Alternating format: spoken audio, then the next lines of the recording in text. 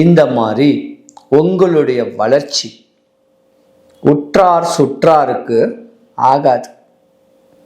அந்த உற்றார் சுற்றாருடைய கொடும் பார்வை, உங்க மேல தப்பான கண்ணோட்டம், உங்க வாழ்க்கை சாம்ராஜ்யத்தை ஒழிச்சு தவக்கோலம் போகக்கூடிய அளவுக்கு ஒரே இடத்துல தான் உட்காந்துருப்பீங்க. இப்படிலாம் உங்களுக்கு தொந்தரவும் இருக்கு.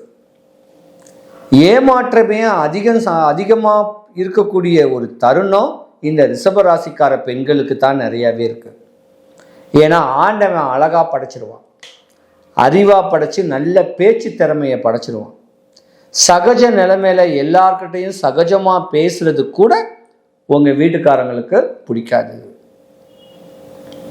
இப்படி ஒரு தருணத்துல ரெண்டாவது ஒரு திருமணம் நடக்கும்.